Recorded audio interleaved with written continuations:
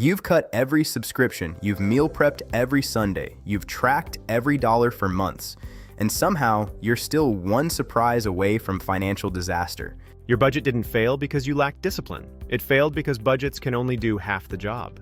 Hi, I'm your guide for today, and we're exploring something most personal finance channels won't tell you: why your budget will never save you and what actually will. Here's where the confusion starts. Most people think if they just budget better, they'll be financially safe. Cut more, track more, categorize more. And look, budgets are important. We've talked about giving every dollar a job. We've talked about why the 50/30/20 rule breaks for real people. But there's something those conversations left unfinished. A budget is a map. It shows you where your money should go. But a map can't build roads. It can't fill your gas tank. And it absolutely cannot help you when the destination changes overnight. Think of it this way. If you're driving and your car runs out of gas, a better map won't get you home. You need fuel. A budget is the map. Your income is the fuel. And right now, most people are obsessing over the map while ignoring the fuel gauge.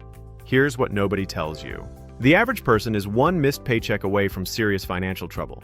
Not because they're bad with money, not because they lack willpower, but because their entire financial plan depends on one thing continuing exactly as it is: their job. One income, one source, one point of failure. And when that point fails, and for most people, at some point it will, the budget becomes a document of what you can no longer afford. That's not financial security. That's financial fragility disguised as organization. Now here's where it gets frustrating, because when money gets tight, what's the first advice you hear? Cut expenses, cancel subscriptions, stop eating out, make coffee at home. And that advice isn't wrong. It's just incomplete. You can only cut so much. There's a floor. Your rent has a minimum. Your groceries have a minimum. Your utilities don't negotiate. You can cancel Netflix and brew your own coffee, and that might save you $100 a month. But if your income drops by $2,000, no amount of canceled subscriptions will close that gap. Cutting expenses is like bailing water out of a boat. It helps, it's necessary. But if there's a hole in the boat, you can bail all day and still sink. The hole, for most people, is having only one way to earn. And here's the thing, we've been trained to think about money backwards. We're taught to focus on what goes out, not what comes in. We're taught to budget first, earn second. But financial safety doesn't start with a better budget. It starts with making sure the money keeps coming, from more than one direction. So if better budgeting isn't the answer, what is? It's something I call income resilience. And it's not the same thing as getting rich. It's not the same thing as passive income or building an empire. Income resilience is simply making sure that if one source of money disappears, you're not starting from zero. Think of it like this: a table with one leg is unstable. Push it from any direction and it falls. But a table with 3 legs? That table stays standing even when one leg gets kicked out. Your income works the same way. Most of us have one leg, our job. And if that leg gets kicked, layoff, illness, industry shift, everything collapses. The budget, the savings plan, the debt payoff strategy. All of it falls because the foundation was single-threaded. Income resilience means building a second leg, maybe a third, not because you're greedy, not because you're chasing more, but because you refuse to let your entire financial life depend on a single point of failure. And before you think this requires a second full-time job, it doesn't. This isn't about working yourself into exhaustion. It's about creating one additional stream, even a small one, that exists separate from your main income. Why does this matter more than a better budget? Because when your budget fails, it usually fails for one reason: the income didn't show up. The budget was fine, the math was right, the categories were perfect, but the paycheck wasn't there. And all that planning became a reminder of what you couldn't do. Income resilience flips that. Now, if one stream dries up, you're not at 0, you're at 70% or 50%. That's still hard, but it's not a crisis. And that difference between hard and crisis is everything. Let me give you 3 practical steps.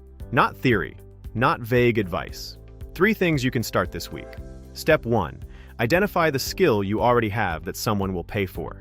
Not the skill you want to learn someday, not the certification you might get next year. The skill you have right now, today, that you probably take for granted. Maybe you're good at organizing. Maybe you write clearly. Maybe you understand spreadsheets better than most people. Maybe you speak a second language. Maybe you know how to edit photos, or manage social media, or plan events.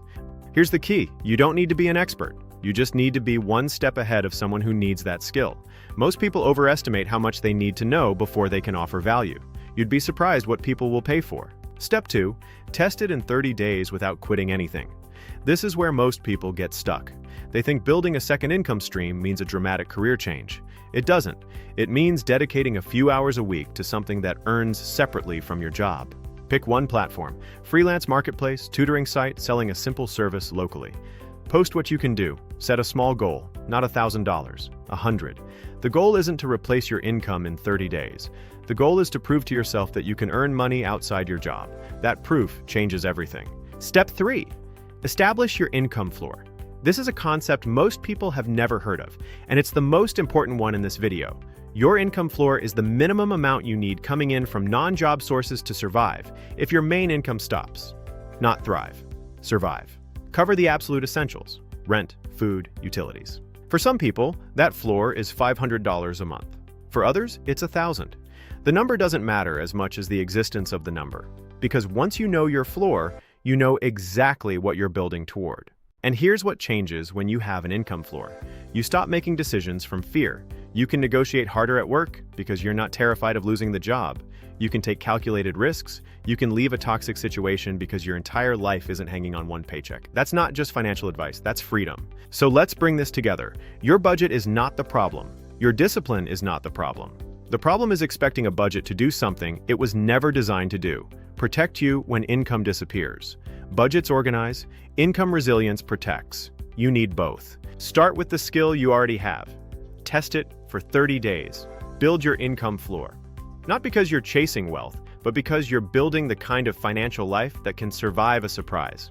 If you found this helpful, don't forget to like, share, and subscribe for more tips. And if you're ready to go deeper on building multiple income streams without burning out, I'll be covering exactly that in the next video. Until next time, stay proactive, stay prepared.